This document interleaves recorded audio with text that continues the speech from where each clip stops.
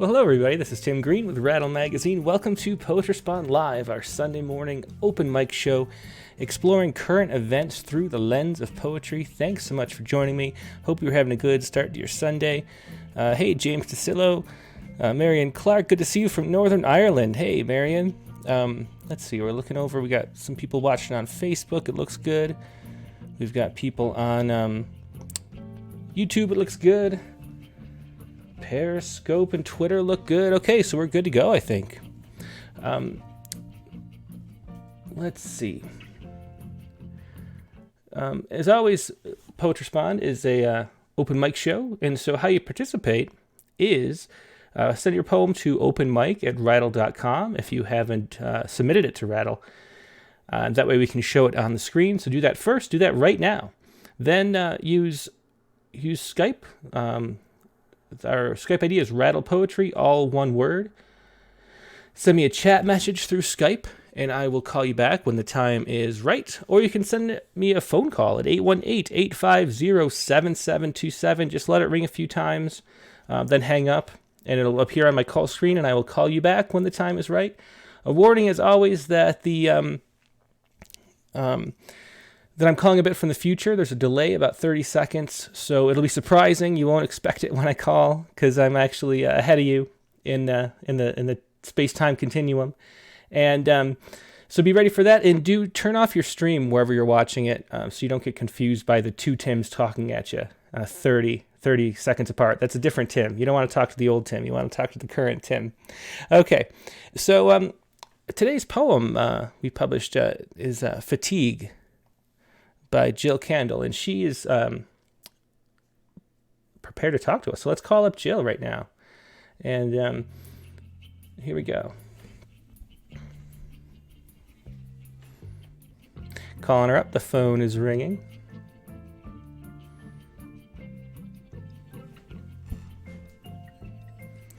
Still ringing.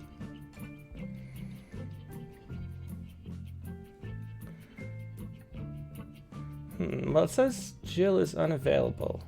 Oh, she's calling me. Maybe she had something off. Here we go. Hey, Jill. Oh, there.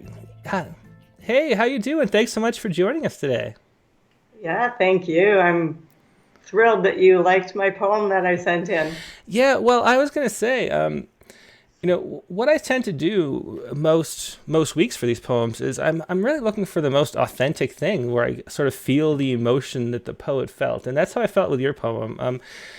I could just feel the honesty and authenticity in the poem, and that's what I kind of go for. But you mentioned this is the first poem you've published, I think, on your email. It is. Well, congratulations. It is. That's very cool. Yeah. Thank you. Yeah, I've been writing for 20 some odd years. Mostly essay and a couple memoir. And about 6 months ago, I started turning towards poetry as something new and studying it and reading and joining a critique poetry group. And yeah, it's been a lovely journey. I'm thrilled with poetry right now in my life. It's about the only thing I'm reading. Oh, that's great. And what is it about poetry? I think you mentioned too, you've written a memoir in prose, of course. I have. So what made you turn to poetry? People have always said to me, your writing is very poetic. And I think that's kind of stuck in the back of my mind. And finishing up my last memoir, I was just looking for something new because I don't have another burning memoir to write. My 4 children have recently moved out of the house, and I think I'm grieving that loss. And so poetry just seemed like a good place to write concisely and write more into the emotion of what I'm feeling. That's great. Yeah, it's really nice to see people going in this direction, because a lot of times, people start out with poetry and then they publish a book and have a successful book, and then they're gone from poetry forever. I've seen it happen a whole bunch of times. So it's nice to see the opposite. For this poem, Fatigue, how did it come to be? Why did you end up writing it? Like, what was the inspiration? I think I am feeling really tired of COVID. And I read that article on CNN that it's going to be going into the fall and into the winter. And I live up on the edge between Minnesota and North Dakota. So for us, winter takes away a lot of the outdoor meetings. And so it feels really heavy that we're going into this cold winter. I mean, we had our first hard frost last night. So, how do you meet your children? How do you meet your friends? We've been doing the backyard stuff. So I think that was part of it, feeling heavy. And then listening to my friends who are in crisis during a time of crisis. And I wanted to write into that, what the frailty of humanity when it's ongoing, but there's crisis on top of that or crisis underneath that. So I was interested in something deeper than just the masks, the ranting. Yeah. I'm kind of feeling fatigued myself. I usually don't pick poems because they resonate with me, but that's sort of the feeling. I'm sort of at the end of my. I feel like I treated the whole thing well and felt good for a long time, and I'm starting to Yeah. get tired of it. And Yeah. It's almost like we have a compassion fatigue. And I'm not tired of listening to my friends' stories, but I am. It's almost embarrassing to be tired when it's other people who have cancer or who are, working in hospice or who are on the front lines. But I think we carry their weight too when we listen to their stories. Yeah. Well, thanks so much for capturing all that in this poem. It's one of those poems that Yeah. includes a lot, and it's a longer one, so we were just going to play it instead of have you read it again. So I'll Yeah. just play it after we say goodbye to you. But thanks so much for joining us a little bit, Jill, and sharing this poem. Thank you, Tim. Yeah. Thank you. Bye. Bye bye. Yes, that was Jill Candle and her poem, or maybe Candell. I should have asked how you pronounce that. But her poem here is "Fatigue," and let's give it a listen. Fatigue. I'm on the day with no groceries day of the 2-week cycle, which means I'm off to buy veggies.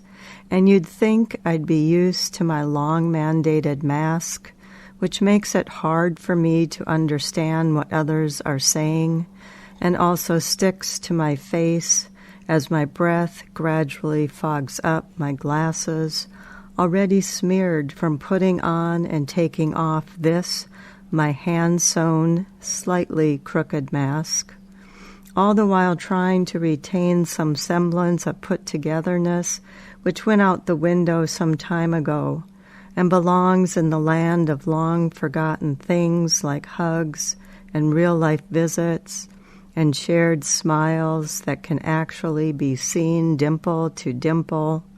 But what's a person supposed to do except cry?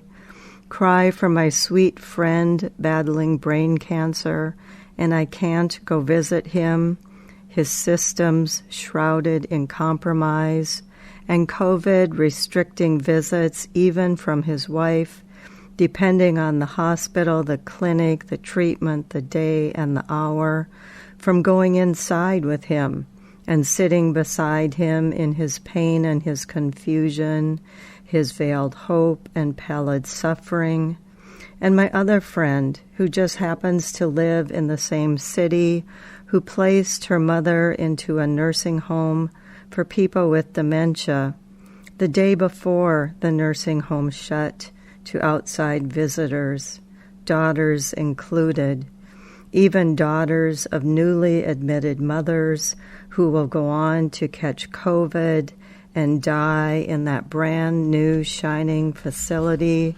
blanketed with so much hope just 2 months earlier. So even though I want to harangue and childishly rage, joining in the chorus of people on Facebook and Twitter who hate this politician and that party, smugly promoting one cover-up or another, the wearing of masks, hashtag mask up Minnesota, hashtag wear a damn mask, or the not wearing of masks, hashtag I will not comply, hashtag no mask selfie. I can't join in because it's not that I'm really angry or mad or feel rantish. It's that it just keeps going on and on and on and on into a future that predicts more and longer and still here tomorrow and into the fall and even the winter. And I'm tired. tired of being heartsore, tired of listening to my friend, a hospice nurse who can't hold her dying patient's hands and is trying to zoom into their lives as if she's real, as if she's there when in reality she could be 1,000 miles away. A woman on a screen, and some days a screen is just not enough to wrap around our sorrow. And that's what screams out to me. The grief, the longing, the loss of what I used to know, the loss of who I used to be, and more than that, the disappearance of who we used to be, how we used to walk, so carefree, so bold and vibrant, through this our now curtained and weary world. And that was Jill Kendall reading A Fatigue. Really the first poem we've published in a while about COVID-19. For a while we were doing sort of nothing but coronavirus poems, and they sort of got a little, repetitive, I guess, but then eventually, it's a good time to come back to it, I guess, because that's still here.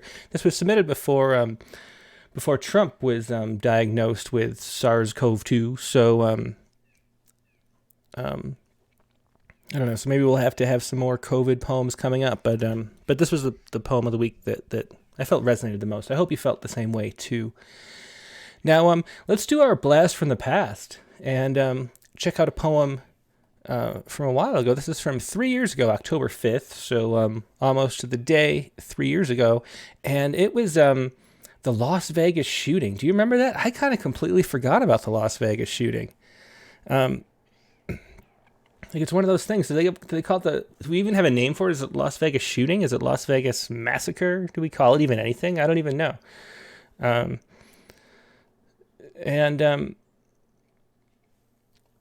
This was Katie Bickham's response. One of my favorite poets that we publish pretty regularly. She was a finalist for the Rattle Poetry Prize, and actually she won the Reader's Choice Award for The Blades. And this was her response to the Las Vegas shooting from 3 years ago, which is just down the road from us across the desert. I had some friends that were there actually that survived, but what a traumatic experience for them. This was Katie Bickham with her poem "The Ferryman" from October 5th, 2017.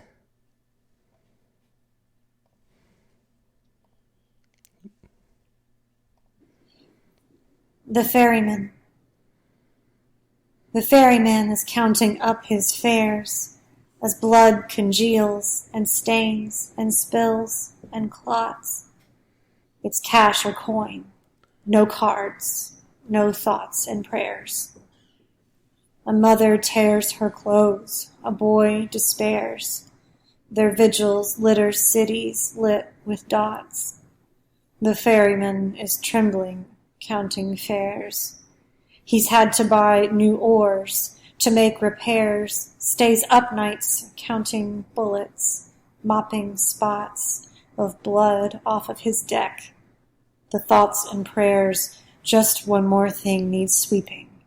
Extra cares tossed on his shoulders already in knots. A better boatman wouldn't bear such cares. I have my work, and up there they have theirs, he tells himself, but jumps when he hears shots. So many, he can't stand to count the fares. He navigates a river red with prayers. And that was a Villanelle, The Ferryman by Katie Bickham, written 3 years ago after the Las Vegas shooting. Now let's move on to your poems. Let's see what we have. Who is the first person who would like to call? Once again, let me remind you that the way to do it is to email your poem first if you haven't submitted it to openmic@rattle.com. Then call in over Skype. Just send me a chat message over Skype. That's Rattle Poetry, all one word. I'll call you back when the time is right. I'll see your message there. And if you'd like to call over a regular phone, the phone number is 818-850-7727. Let it ring a couple times, and I will call you back when the time is right. But don't forget to email your poem if you didn't submit it to openmic@rattle.com, or if you revised it since you submitted it. Who do we have first? Let's see. Let's call up Raphael Block. I think Gail Hemmons calling in right now, but we'll call her back later.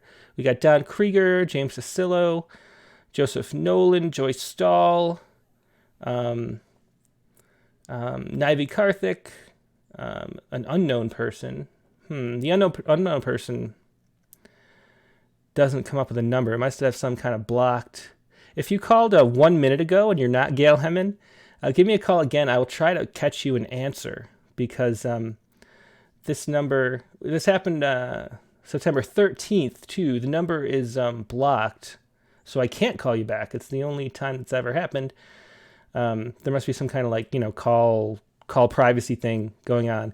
So all I could do is answer when you call. I can't call you back. So call again, and I will try to catch you, if possible. Let's see. So I'm going to give a minute.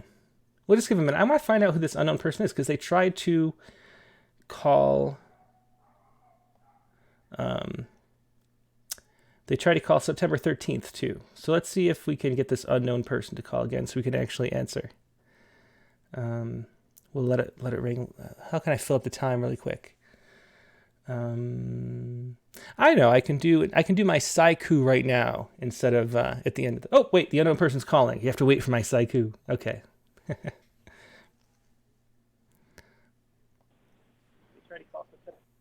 Hey, this is Tim with. Oh no.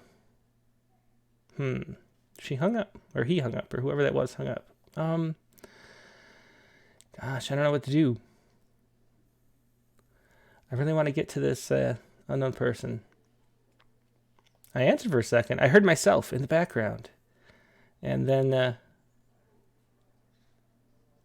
Okay. Well, we'll just move on, I guess. And I'll try... Just keep trying. Whoever the unknown person is, keep trying, and hopefully you'll catch me at a time where I can answer. I guess that's how we're going to have to do it.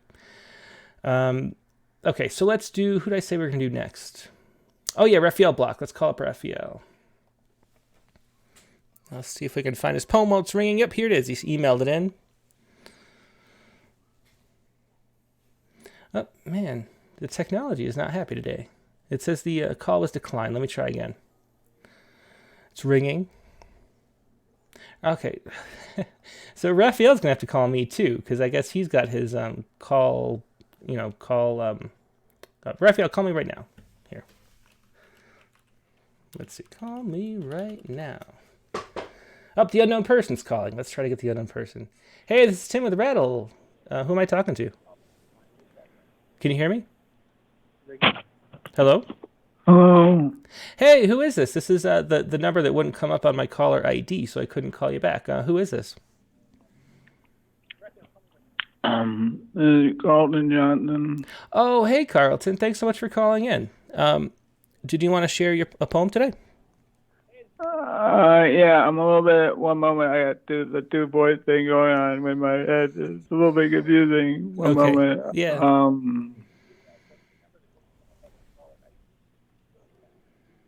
Yeah, one moment.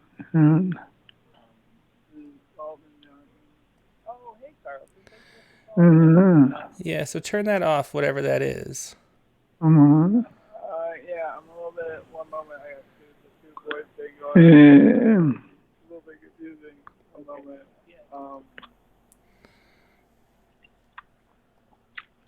Well, while you don't hear me.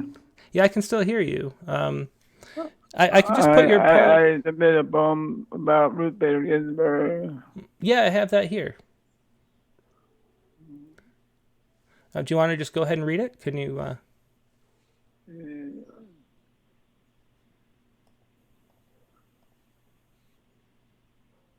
Carlton, you there? Yeah. I know you asked before if I could do it for you. Do you want me to just read it for you? Oh yeah, that would be fine.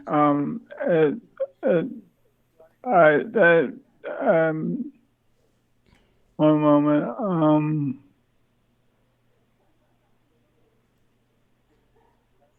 Yeah, I'm here. Yeah, I'll just read it for you.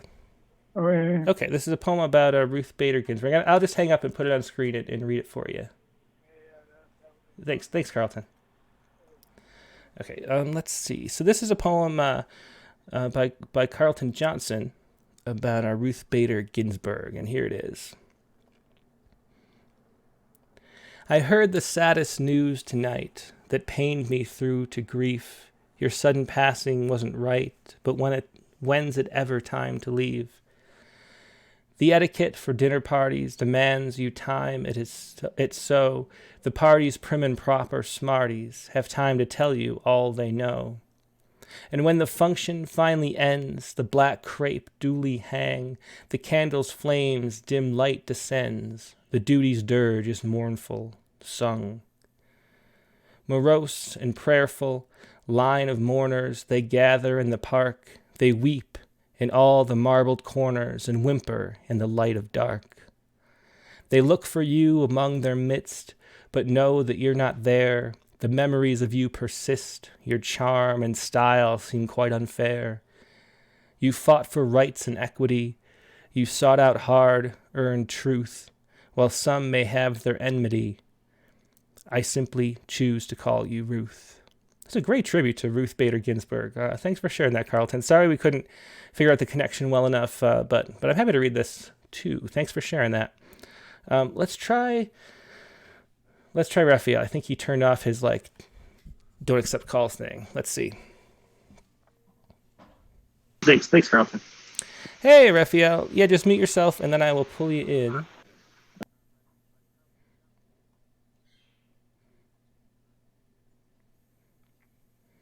Raphael, are you there?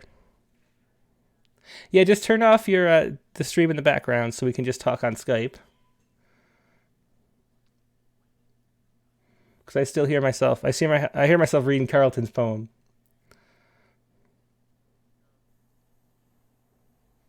I think there it goes. So are you there, Raphael? Well, thanks so much for calling in. So, what do you have for us today? I have a poem, Sea Confetti. I escaped the smoke by going to the beach earlier this week. Mm-hmm. And I've been thinking for a long time about what role we play in the fires. And that's what this poem is meant to reflect. Excellent. And you're calling from across the Atlantic, right? In Ireland or the UK? Are you there? Yes. I'm going to put video on. Oh, yeah, go ahead. Yeah.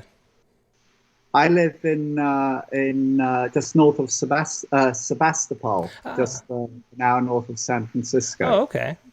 And yeah, I've been here 27 years. Nice. Well, I could still hear the accent, and I thought some people call from the UK, so I thought you might have been one of them. But it makes more sense with the smoke being the inspiration for your poem, and it's a good segue to just mention that Tuesday night we're going to be featuring the California Fire and Water Anthology with Molly Fisk and some of the contributors on the Rattlecast. So it'll be a lot of fire talk going on here. This probably sounds like a perfect poem to have included in the anthology. Right. Yeah, well, go ahead whenever you're ready. I'll put it on screen for everybody. Sure. Okay. Sea confetti.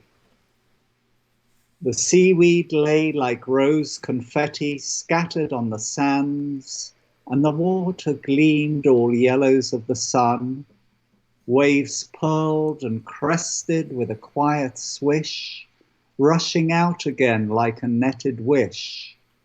Black cormorants atop black rocks searching for their fish as 4 pelicans flew by.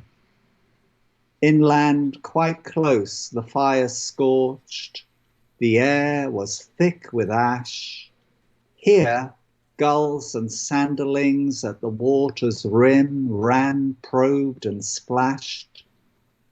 And in these diverse scapes I'm stung into questioning my part, and all I can do to lessen the heat on tomorrow's young. Excellent poem. Another great one. Thanks so much for sharing that, Raphael. It was Raphael Block with Sea Confetti. Yeah, thanks for joining us, Raphael. Pleasure. Yeah, bye. Bye-bye. Yeah, some great poems already today. Thanks everybody for sharing these. Let's go to John Krieger next. And see if I can get his poem up and then give him a ring. Here it comes. Okay. Get this over here. Then we'll call up Don.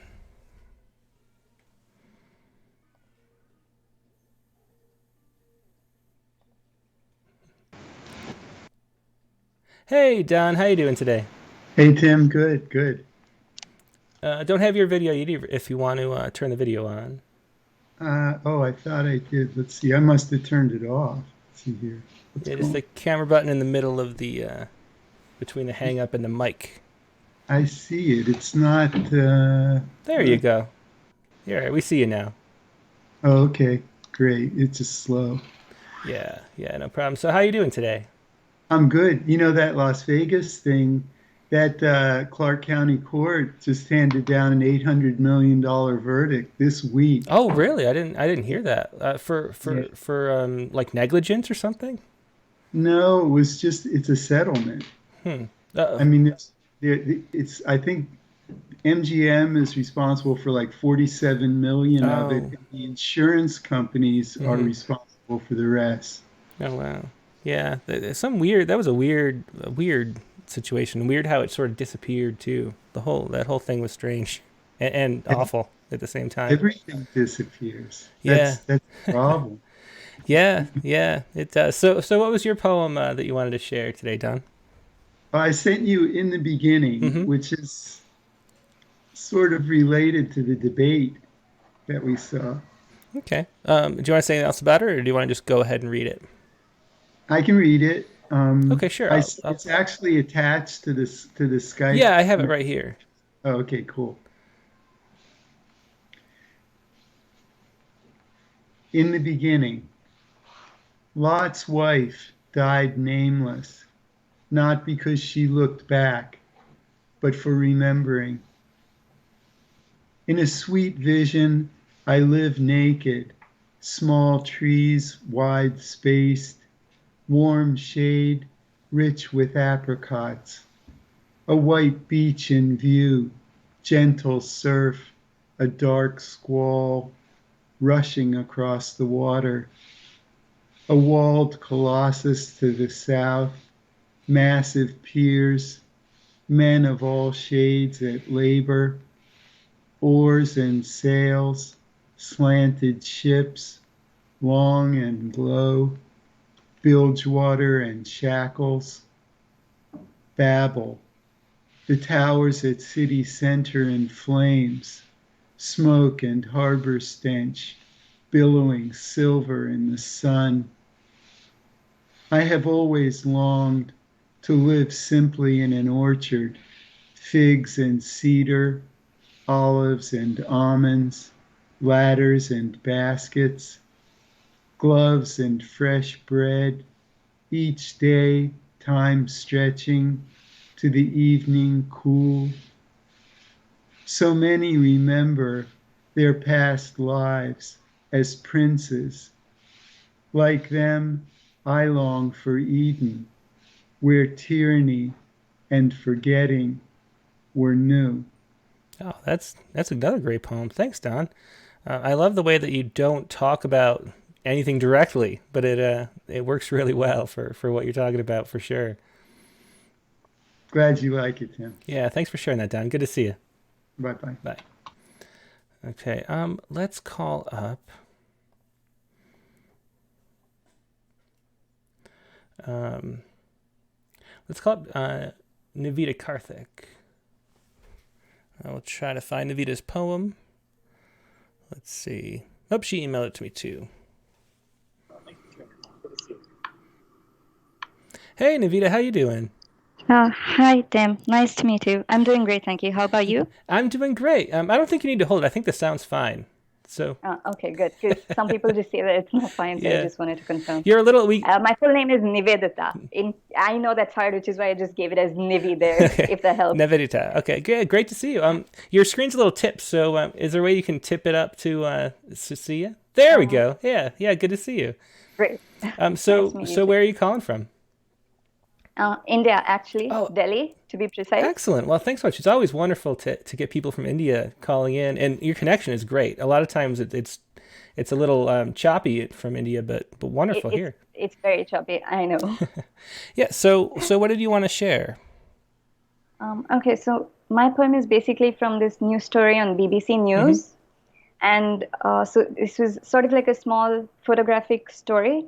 And the title of the news story was When India's Capital Became a Ghost City. So considering that I live here in Delhi, and I mean, the capital of India, so I thought, why not? It's ghost city, so emptiness. And well, everything is always empty, whether you're there or not.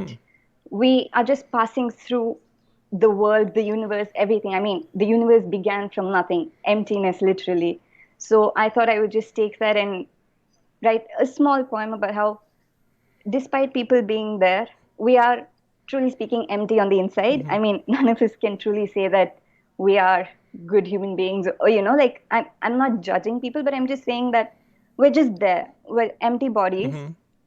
So emptiness is all around us, within us, and everything. So I just thought I'd write a small poem about how things around us are permanent and concrete, yet empty at the same time, because there's nobody to fill it in or nothing to fill it in. Oh, that's a beautiful description of the poem for sure.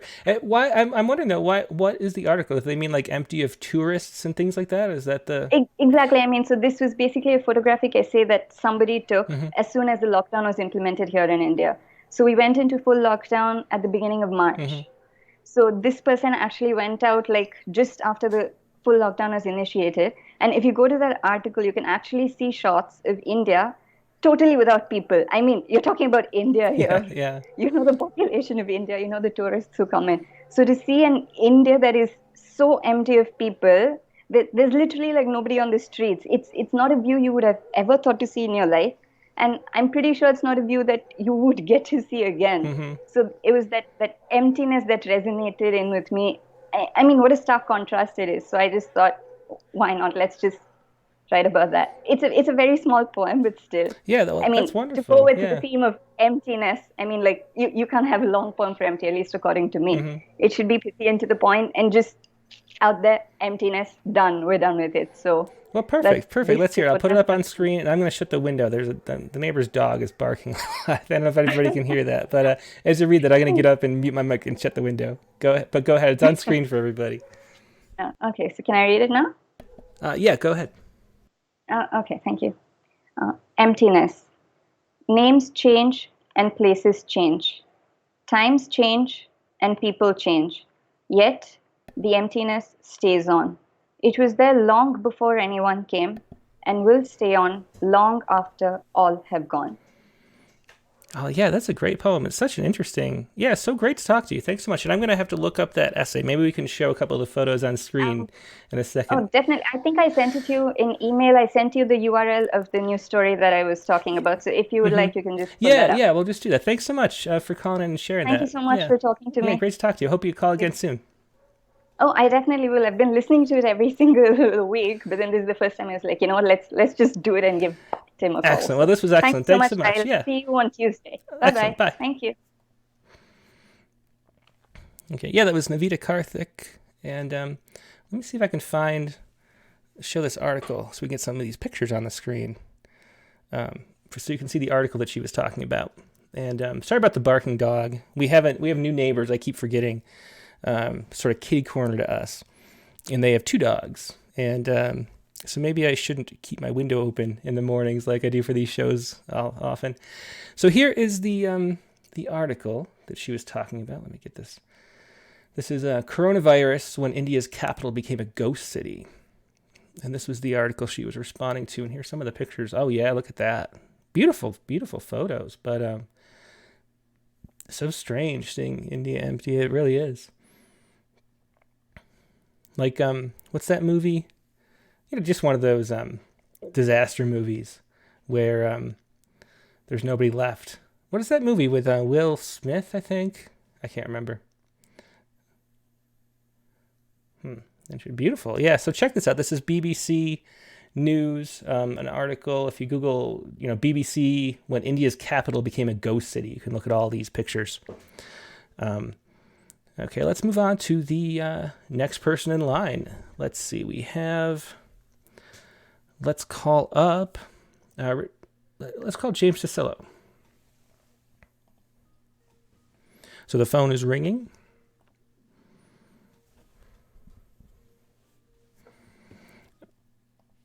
I'll try to find his poem. Hi, Tim. Hey, James. Good to see you. Let me pull you on. There you go. How you doing today? I'm good. It's a beautiful day here. Sunshine and cool temps. Where is here? I can't remember. Pittsburgh. Ah, that's right. Yeah, that's probably my favorite city. I probably said that last time I talked to you, but I love Pittsburgh. I love the I love the combination of like the blue collarness and the rivers and the sort of, there's a nice art scene there. It's a nice city. So your poem though is a letter to Minnesota. Is that right? A letter to Minnesota. Yes. I was struck by, well, right at the beginning of the poem, there's something that our president said about Minnesota becoming a refugee camp.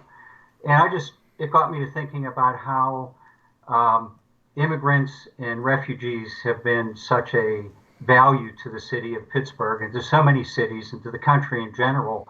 And I don't know, so I kind of just put a Pittsburgh spin on it and wrote a letter to them. So. Interesting. And then the first poet we talked to today, Jill, is in Minnesota too. So a nice little turnaround there. Let's hear it. This is a letter to Minnesota by James DeCillo. Okay. A letter to Minnesota. President Trump told a crowd of supporters in Bemidji, Minnesota, that Joe Biden will turn Minnesota into a refugee camp. I hear we may turn Minnesota into a refugee camp. I wish I could meet your grandchildren. 100 years ago, we turned Pittsburgh into a refugee camp. It's not so bad. They came in droves. They came for jobs. They fled persecution. The Germans, Italians, Irish too, the Jews, Ukrainians, Slovaks. I noticed Syrians, Greeks, Turks, and the Polish. There are Serbs, Bosnians, and displaced Africans. Am I leaving anyone out? I'm living in a refugee camp, like a refugee's grandson. Stories echo in the temples, mosques, and towering churches. I enjoy the food, lifted to my lips like a sacrament. Music sounds like nothing before or after. An artist carve wood, paint soup cans on canvas.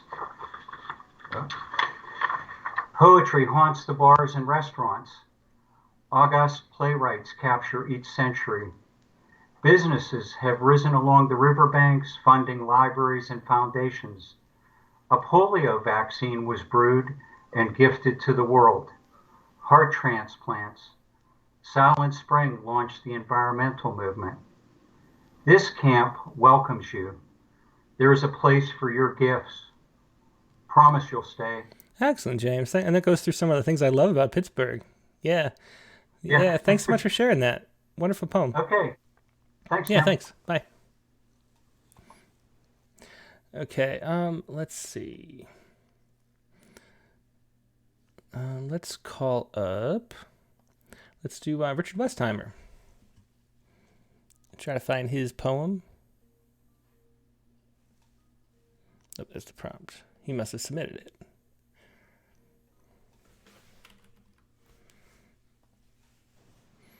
Hey, Richard, how you doing today? Good morning, Tim. I think I'm doing like you and the writer of today's poem. Yeah, it's starting to get tiring. It really is. I don't know, for the kids, I don't know. One of the things that I've actually liked about this time is that, at least in the business world, when we have meetings now, somebody says, "How are you doing?" They actually mean the question. Mm-hmm. Oh, yeah, that's a good point. Yeah, it's not just a verbal tick, but it is.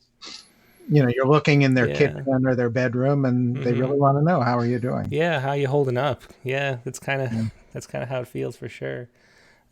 So what did you write about? So I wrote about the continued inferno that is your state. Yeah, the Napa fire. I see that there. Yeah. Yeah. So I mean, you could write a fire poem 12 weeks a year, 15, 20 weeks a year, every It's true. You year. could. And we have a whole series of them on Poets Respond too. And like I mentioned, we'll be having Molly Fisk and her anthology she's put together. She lives in Nevada City, California, and she was actually supposed to be on a month, almost like three weeks ago, and she was evacuated, so we had to juggle around the schedule. And then I was almost evacuated in my shows. It's kind of crazy. So Billy Joel was dead wrong is your poem. Yeah. So just one other note on it is that, we in the, midsection here, there's this sense that California is not part of the world and that we're somehow disconnected, and the fires didn't even make news for about 5-6 weeks when you all were, scurrying around and people dying. It wasn't above the fold in the New York Times. Yeah, it's everything in the the newspapers aren't for news; they're for people's agendas, really. Right. So this was sort of motivated by this sense that we're all connected here. Yeah. Thank you. Okay, let's hear it. Billy Joel was dead wrong. We didn't start the fire, from the Billy Joel song.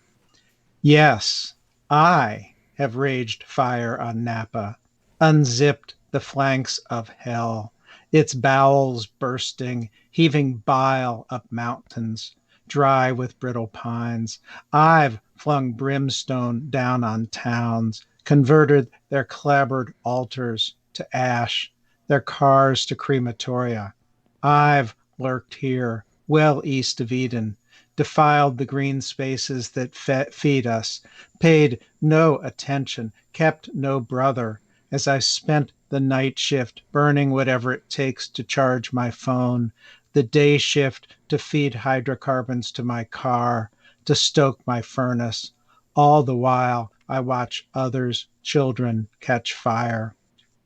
My shame is like a wine-soaked tirade, a gnashing of teeth laced with silent alibis, excuses I let grow like kudzu, choking all those I haven't already torched or washed away. Excellent poem, Richard. Great descriptions in that one. Thanks. Yeah, thank you, Tim. Yeah, have a good... Stay well. I will. You too. Bye. Thanks. Bye. Let's see. I think we have... let's call up Joy Stahl.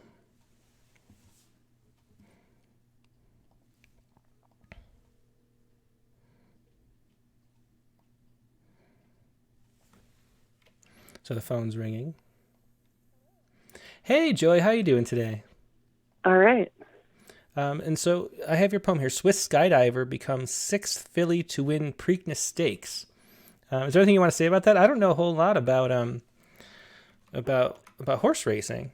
Is there anything you want to share about it? Yeah, the Triple Crown has always been an interest of mine, and I wrote a research paper about the Triple Crown winners when I was in high school, and I continue to follow it very closely. And when Rachel Alexandra won the Preakness in 2009, my youngest and I were very interested and followed her post-racing career and foals and everything. So I was both excited and appalled when I watched the race, and I hope that will come through in the poem. Was this yesterday that the Preakness was run? Yeah. Okay. Yeah, let's hear it. I'll put it up on screen for everybody and go ahead. Swiss skydiver becomes 6th filly to win Preakness Stakes. 2020 Preakness Stakes, nose to nose down the stretch. Authentic, the Kentucky Derby winner, with the filly, Swiss skydiver. In 2009, it was big drama, overtaken by Mind That Bird, but no colt in the field could catch super filly Rachel Alexandra. The 4 before, Flo Carleen, Whimsical, Ryan Maiden, Nellie Morse, then 85 years. It isn't often that they allow the girls to play with the boys, thundering down the track for 1 mile and 3/16. Surprise! In the era of Title IX, the filly is still the line the race caller chooses to describe one thoroughbred. The 4-horse sprints, surpasses, then going into the stretch, strives, stays, succeeds. Swiss Skydiver. Thanks for sharing that. So I think you're going to have to explain it to me because I don't know enough about horse racing. So a filly is a female? The fillies are the girls, okay. yes, Uh-huh. and the colts are the boys, and they usually segregate the races. Most races, they have, like, for example, the Kentucky Derby is all the colts, and then the Kentucky Oaks is the fillies or the girls. Oh, interesting. And I didn't know that. So Rachel Alexandra won the Kentucky Oaks by something like 20 lengths, which is, she just blew the field away. And then they allowed her to run in the Preakness because she won the Kentucky Oaks. But she has no chance at the Triple Crown, never did, because the Kentucky Derby segregated. Interesting. Yeah, I had no idea. And then the in Swiss Skydiver is a colt or a filly? A filly, yeah. I gotcha. So okay. It was big news that she won because she's only the sixth one, and I liked the alliteration of Swiss Skydiver and sixth, but I couldn't quite get it into the form I wanted, so I just went with free verse and threw in all of the S words at the end. That's cool. Thanks. I love learning. Every time I can learn something new by reading poems that are submitted, I love it. And I learned a little bit today. Thanks so much. And I remember that Mind That Bird. I don't know if there was a great call or something, but I remember Mind That Bird from 2009. Yeah. Yeah. Thanks so much for calling in and sharing that, Joy. Yeah. Thank you for having me. Yep. Bye. Bye. Okay. We only have a couple people left. Let's see. Joseph Nolan is here. Let me make sure it's the right time. Yeah, Joseph Nolan.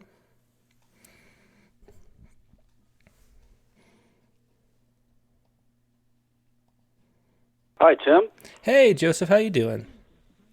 Good. How are you? I'm great. Let me put your poem up on screen for everybody. Is there anything you want to say about it? This is Red Sun. Oh, wait, no. That's the prompt poem.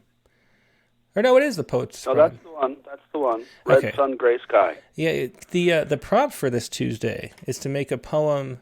The title is a color. So for a second, I thought I clicked on the wrong poem, but you have them both set up for this with this one. So is there anything you want to say about it? Yes. Yesterday morning, I was on the way home from farmer's market early, and I was looking at the sun. The sun appeared to be red, and it was coming through a gray sky. Because the air is so smoky. Where is it that you live?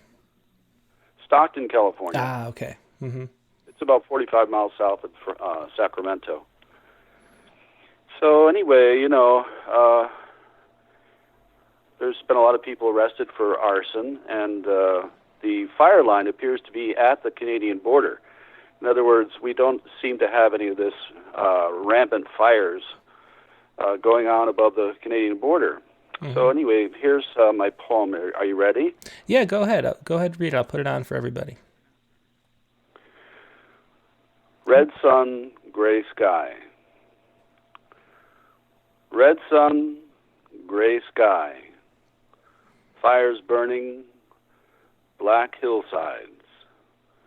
Creatures running, houses gone. Red sun, gray sky.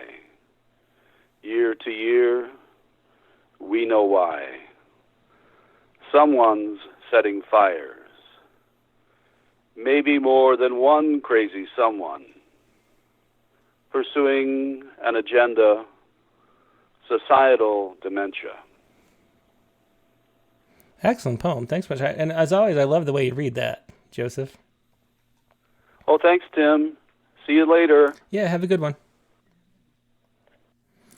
Okay, that was Joseph Nolan, and I think we have one last person. Let me double check. Oh, wait, we have two people. I don't know who this is. Let's do this new person. We'll see. Oop. Looks like someone from Brunei. But it's a phone number. Yeah, so I don't have international calling, and it's a phone number that says it's from Brunei. Although it said there's a live account. Let me try one more time. Well, let me try. Nope, it wouldn't work. I just can't connect to overseas phone numbers. It has to be over Skype. Sorry about that. whoever was trying to call in. That's something I should probably figure out how to do, but I can't do it right now. I'm sorry. Let's see. So we have Gail Hemmen. We'll call up Gail. I think that's everybody, which is perfect because we're about out of time. So let's call up Gail.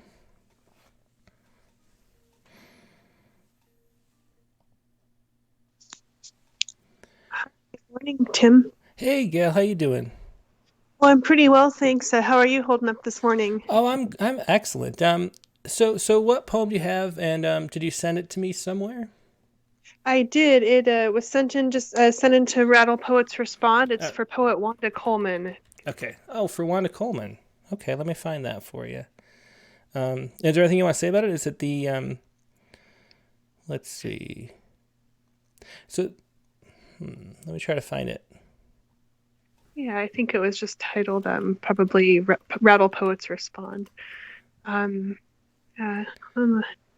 Let's see. While you're looking, Tim, I've just sure enjoyed everyone's contributions. It's been really nice community, and as Richard Westheimer said, I think that question, Richard, whether we're working virtually, people just really checking in. How are you doing via Zoom? Kind of the holistic approach. That's really a nice thought going into the week.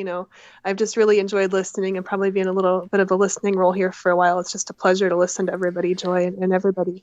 Yeah, it's nice to have this kind of connection for me too. Every throughout this whole pandemic thing, just to have a show where people get together and share poems. I'm not seeing this poem anywhere. I have a Serena Williams poem from last month, but I'm not finding it. Do you want to just read it and we'll just listen? Absolutely. Yeah, that sounds good. It's okay. We'll hit a new one over the net here. Okay, sounds good. That was a little while back. So just thinking about equity. This is for the poet Wanda Coleman. So she passed away in 2013, but she writes a lot about equity, and just striking how during COVID, not too much has changed. So thinking about Trump, a White House long in denial about the coronavirus is now confronting reality from the top down. For poet Wanda Coleman, Sirens, the daily news, where she would catch the muse. Angels wrestled from the light's refuse into the city to do her bidding, pulled from the litter something glittering.